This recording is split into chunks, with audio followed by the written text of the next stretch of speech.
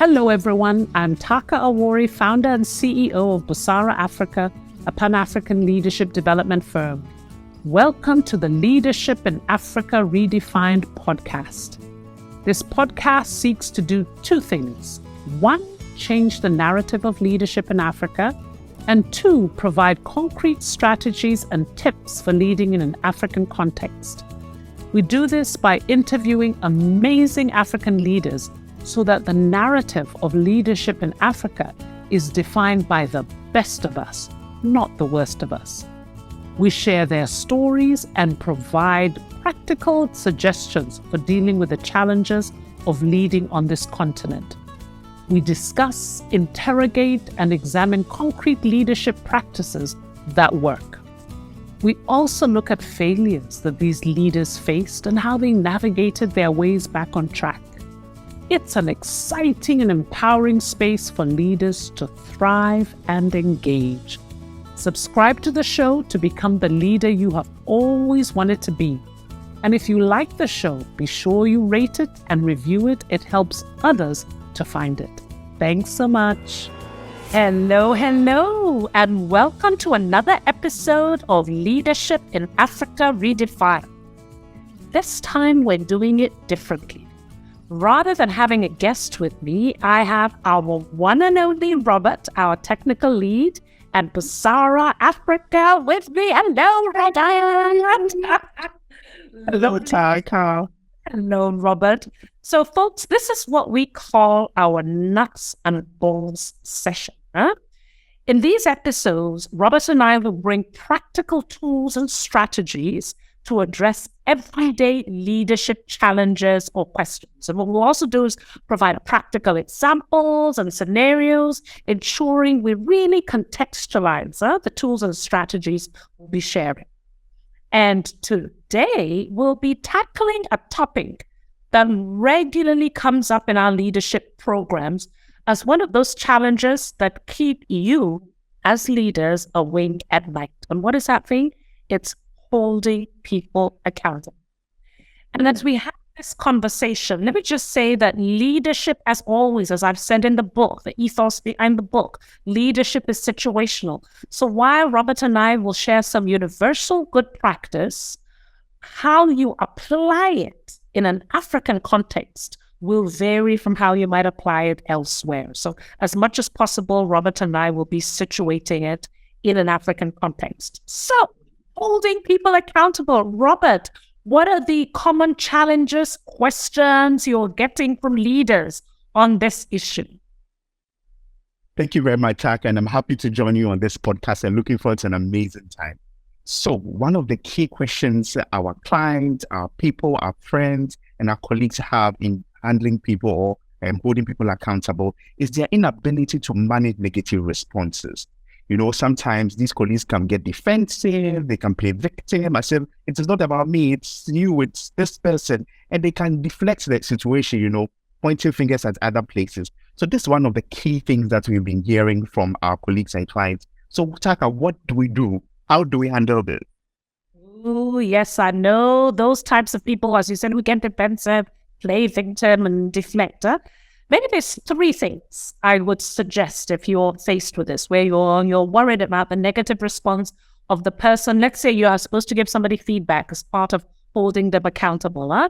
Three things I would recommend. Number one, develop the skill to give constructive, healthy feedback.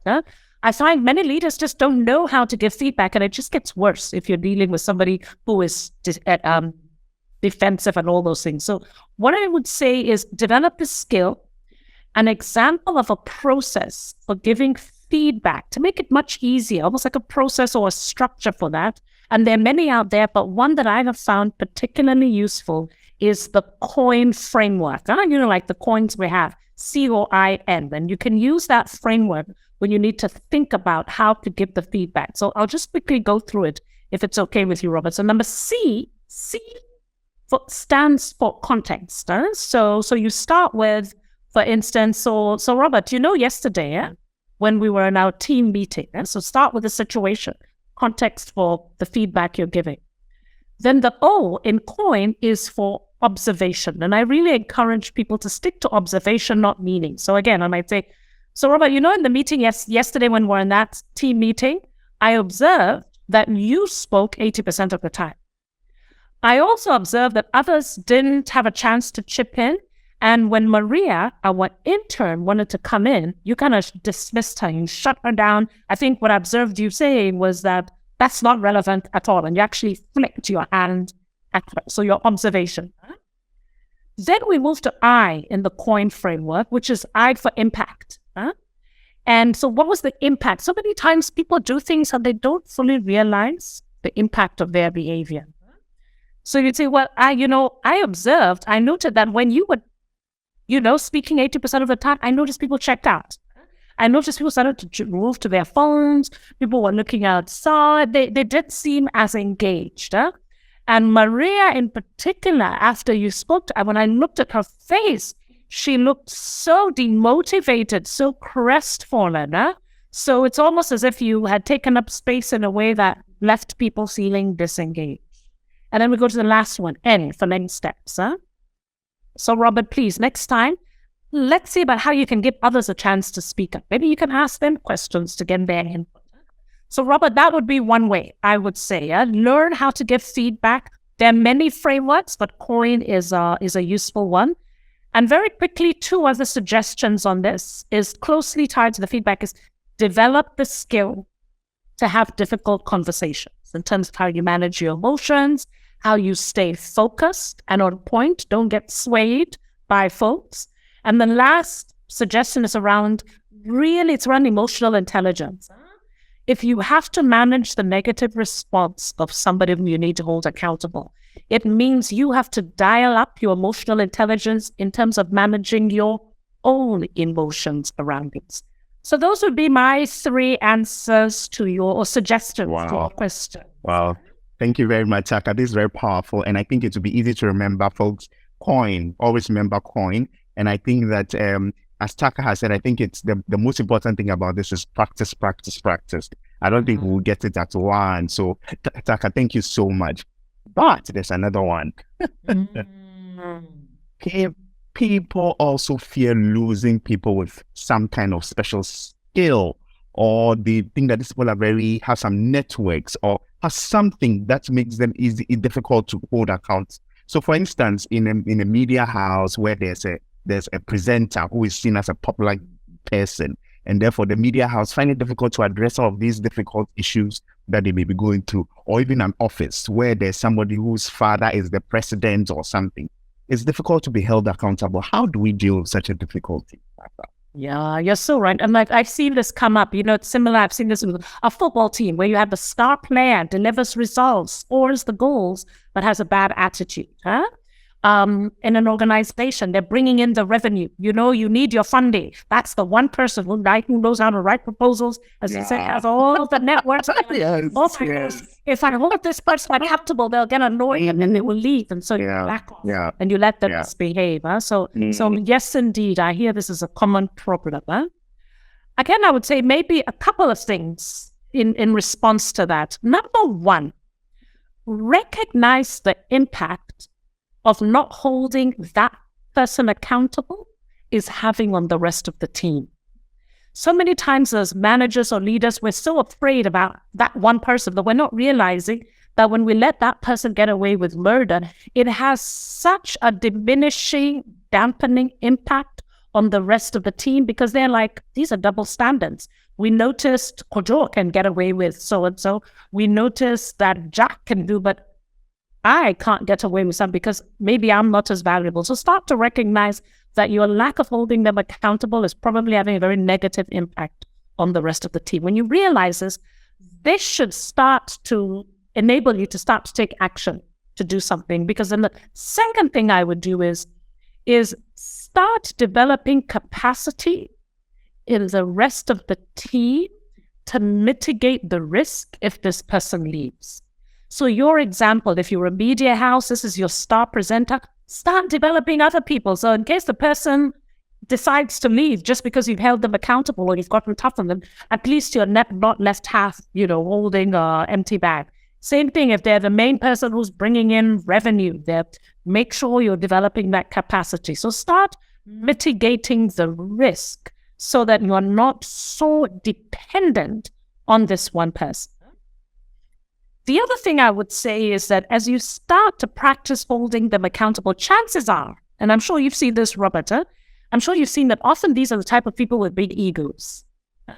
Because they're like, well, I'm the star player around here. I'm the one who does. This is why it's so hard to hold them accountable.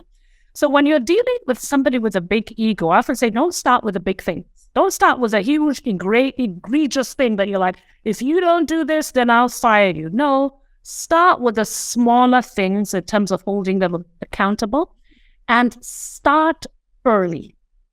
Don't wait until as soon as you hire them, as soon as the mistake is made, as soon as you see them going in another direction, catch it early. Because I always find with these difficult conversations, the longer you wait, the harder it begins to course correct with folks.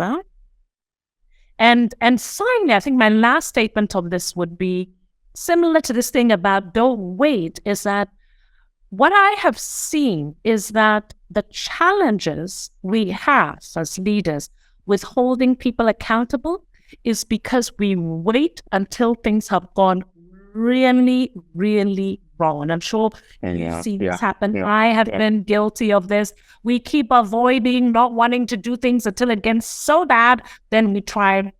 But if we started to think about accountability, not in terms of the sanctioning only when things go wrong, but really as part of effectively managing somebody's performance, where right from the beginning, you clearly state your expectations in terms of deliverables, results you want to see, and behavior, and course correct, as they go along, you coach, support, then you find that you don't have to have these terrible, difficult ultimatums right at the end. So I would say, don't wait until things go wrong. Start early. Hi, folks. Hope you're enjoying the show. So have you heard about the African Leaders Circle, our impactful e-learning platform that enables you to grow into the leader you would want to follow? Here is a message to tell you what you need to know. Are you a CEO, executive director, or HR manager that is looking to build a pipeline of leaders that are ready to step up into management roles? Are you looking for a self-paced learning platform that provides your leaders with quality content and does not take them away from their work for too long? Are you looking for a program that enables your managers to move from knowledge acquisition to demonstrable improved practice? Then look no further. Sign them up for the African Leaders Circle today. The African Leaders Circle is an e-learning platform that gives your managers access to an exclusive community of leaders across the continent and a wide range of strategies and tools to stand out. We do this through online courses, discussion forums, a library of resources, and a personal learning advisor to support each of your managers to maximize their learning on the platform.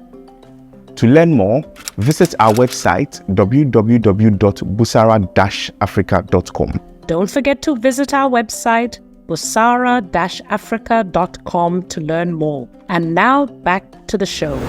Wow. So we get it on point. You need to recognize the impact, start developing capacity, recognize the challenge that comes with it if you don't start early, and then also recognize the small things. Thank you so much, Taaka.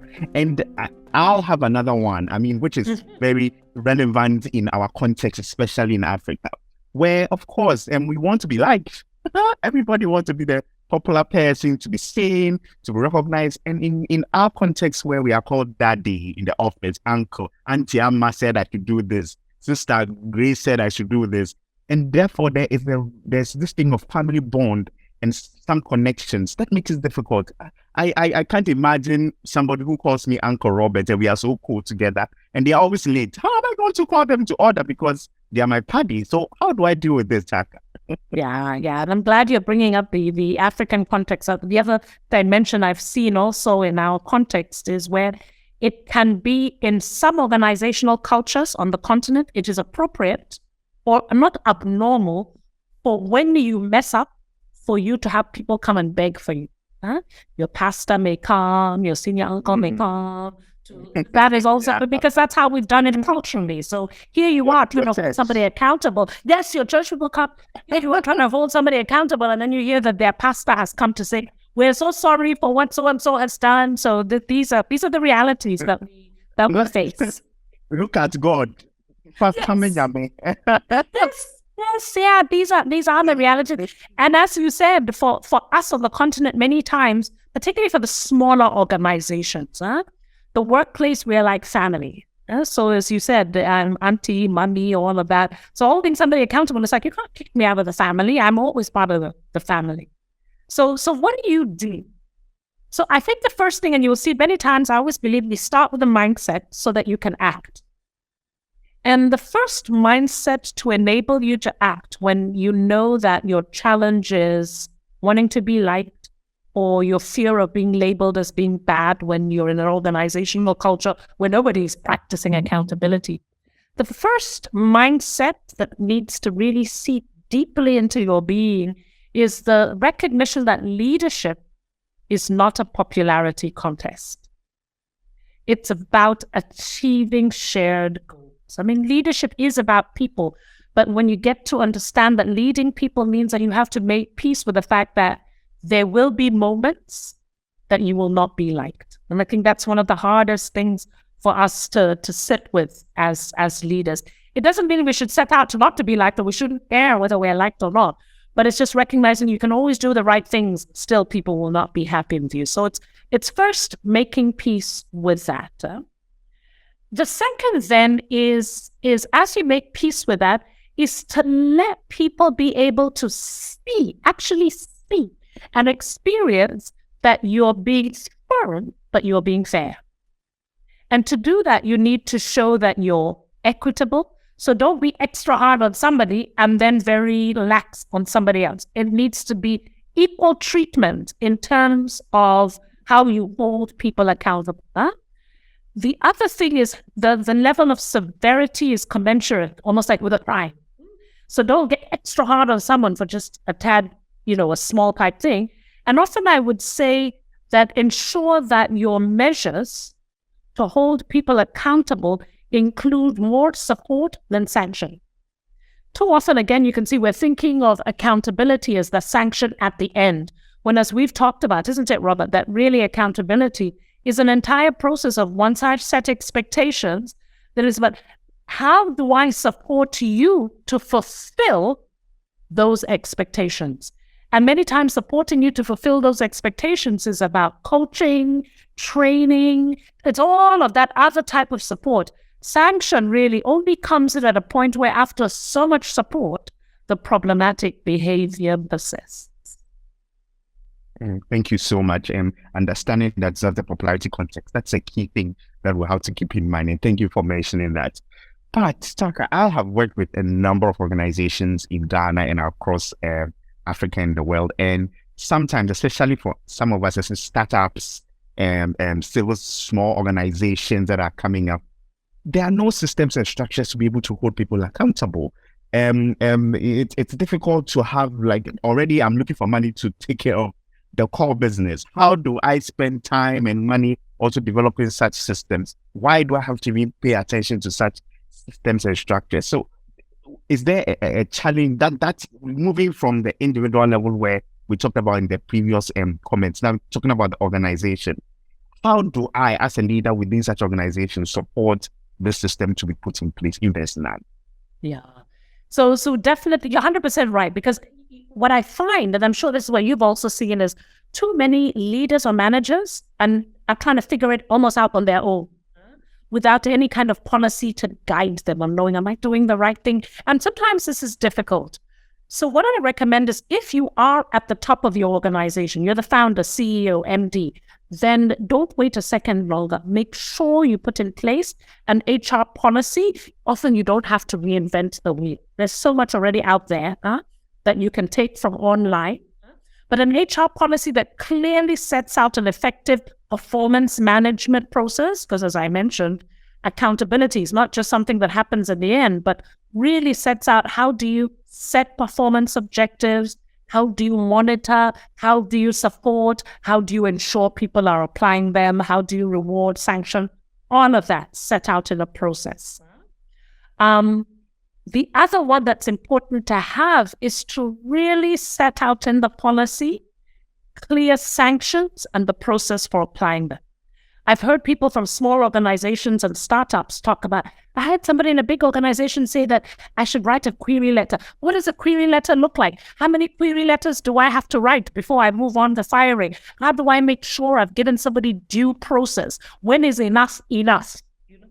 If all of that is spelled out in a policy, then it makes it much easier for all of you who have to manage people in the organization, not to just be making it up as you go along, but there's some consistency in these processes and application of these processes. And it may also include, in terms of your policy, a grievance policy that provides how you report issues upwards, because we've talked about accountability in this conversation, mainly as how you hold those who report to you accountable. But I think you and I know that accountability might be around peer accountability, but it might also be how you hold your boss accountable. So there's inappropriate behavior. If there's something happening, what is a policy that enables me to report this in a safe way without getting victimized or without dealing with reprisals? So yes. If you're the head, make sure there's a policy in place. If you're not the head of your organization, start advocating for a policy to be put in place so that all of you in the organization who have line management responsibility have guidance and a systematized way of managing accountability in a way that's written down. What about in our context where we have a lot of informal way of doing things? What would you recommend for us? Yes, it is true. And I'm glad you're raising that because, again, in African context, we often think that accountability is only just the formal system. But again, because many of our cultures are quite collectivist, we believe in the collective. We believe in Ubuntu. Sometimes it's about looking for the informal ways. Practical example. So all of a sudden I start to see you, Robert, are struggling. Attitude is shifting. I've spoken to you 1 or 2 times, but I'm not getting much from you in terms of why your work ethic is changing. In our context, or what I've seen some managers doing is really finding somebody who you're close to in the organization, or maybe who you look up to, and maybe approaching them and saying, listen, Joe, without breaking any confidentiality, but just saying, I'm a little bit concerned about Robert. I see things have changed for him. Are you able to have a word with him to see what's going on? So to see how we can better support him. So I think these collective ways also make a big difference in our context and can be quite appropriate given our culture. Thank you so much, Taaka. And I'm so excited about this because it is a big challenge, especially for upcoming inexperienced leaders or leaders who are now climbing the ladder. And as we've mentioned in some of our podcasts and other materials, sometimes it's difficult for people who are risen through the leadership ladder, who have not had any leadership training, to get these nuggets, to use it on their way. So it's very useful. All I will add to the last one, and in all the processes, document. How did we not say that? Because we always say that in our training. It's so true. It's document. So we often say to folks, so if I've had an issue with you, Robert, we talk about it. And particularly if I know you're one of those difficult people, not in all instances, but as much as if I see you're one of those legalistic people, or do you likes to defend and deny, after we've had our conversation, I'll come back to my desk and write, Dear Robert, thank you very much for our conversation. I'm very much encouraged by what we've had. I would just like to confirm our conversation to summarize. I discussed this. You have agreed to I look forward to it's documented. So thank you for reminding me of that, because when folks, we've always seen, for those of us as leaders, when we've gotten into trouble around holding people accountable, in other words, when things got so bad, eventually we've had to let them go. Often people will be like, well, where's the documentation to say you are not happy? I've also seen it with performance appraisals. We First time we write on their performance appraisal that we're not happy with this, then they come back, how could you have said this? I disagree. So next time around, we're like, I don't want the wahala, I'll just write you're fine. And then things get progressively worse. And then you let them go eventually. And people go through the performance appraisal document and they're like, but Taaka, you kept writing they were fine. They were fine. Why didn't you express your concerns about their performance accurately, in the document? So yes, document and be open. Document. So thank you. Thank you so much. Thank you. And I know that as leaders, we do this with care and attention, no malice, no ill intention. I think as leaders, if we do this out of love, what comes out is that nobody can deal with our, what they call intention or anything, because pure from our hearts. All we are doing is ensuring organizational goals are met, and then also people do as they are expected to. But let me say something about intention. I'm glad you've raised that though, Robert, because many times when we have to get tough on people, they misunderstand our intentions. They'll think, oh, you don't like me, you favor somebody else. And so even as you're saying that we do this without malice, many times because people will misinterpret our intentions, it's always worth clarifying your intentions. Saying that, I'm tough on you. I'm having this conversation with you. I'm expressing my anger with you, not because I don't like you, but it's actually because I see the value in what you can contribute, and I'm feeling frustrated that I'm not seeing your sheer brilliance coming out. So expressing those types of intentions helps to mitigate anything people have in their minds about why you might be being tough on them.